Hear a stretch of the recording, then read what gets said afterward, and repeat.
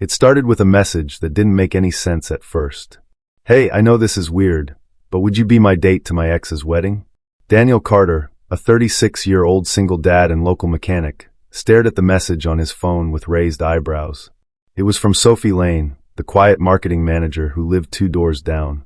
They had exchanged polite hellos in the hallways, and their kids sometimes waved at each other at the playground. But this was new. He reread the message. She had to be kidding. Before he could type a polite "why me," another message popped up. "I'll explain everything. I need someone I can trust. You seem like a good guy." Daniel's thumb hovered over the screen, unsure.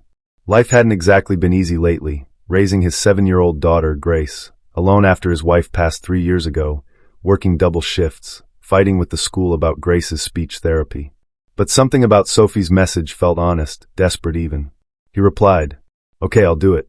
But only if I can bring my daughter to the rehearsal dinner." Sophie didn't expect Daniel to say yes. Truthfully, she'd sent the message impulsively, half embarrassed, half hoping he wouldn't reply. But he did. And when she saw him walk into the venue 2 days later in a blue suit, holding his daughter's hand, her breath caught in her throat. Daniel didn't look like the kind of man who pretended. There was something real about him. The way he crouched to Grace's level to fix her flower clip, the quiet confidence with which he greeted strangers, his easy smile that didn't try too hard. That night, Sophie finally told him the truth. Her ex-fiancé, Mark, had left her just weeks before their wedding, claiming she was too predictable, too serious, and not exciting enough. And now, barely a year later, he was marrying her former coworker at a destination wedding that half her friend group was attending. Sophie had been invited purely out of politeness, or cruelty, she wasn't sure. "I just didn't want to walk in there alone," she whispered over dinner. "I know it's childish, but I didn't want them to win."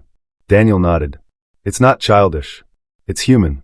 At the wedding, Sophie expected awkward stares, half-fake smiles, and whispered snickers. What she didn't expect was how naturally Daniel fit in. People assumed they were together. He never corrected them. When Mark approached, Sophie held her breath. "Well, this is new," Mark smirked. "Didn't think you'd bring someone." Daniel gently placed a hand on Sophie's back, protective, not possessive. "She didn't come alone. She came with class. That's more than I can say for some people." Mark blinked, clearly not expecting the comeback. Sophie smiled. For the first time in months, she felt like she could breathe again. That night, after the music faded and the guests left, Daniel drove her home. "I have to admit," Sophie said, staring out the window, "you played the part well. Like too well." Daniel glanced at her. "That's because I wasn't playing." She turned to look at him, confused. "I've been watching you for a while," he said softly. "Not in a weird way. Just seeing how you always help the elderly neighbor with her groceries, how you smile at everyone in the building even when they ignore you, how you took Grace's drawing and taped it to your fridge like it was from your own niece. You're not predictable, Sophie. You're rare." Her eyes filled with tears. No one had ever said anything like that to her before, not even Mark.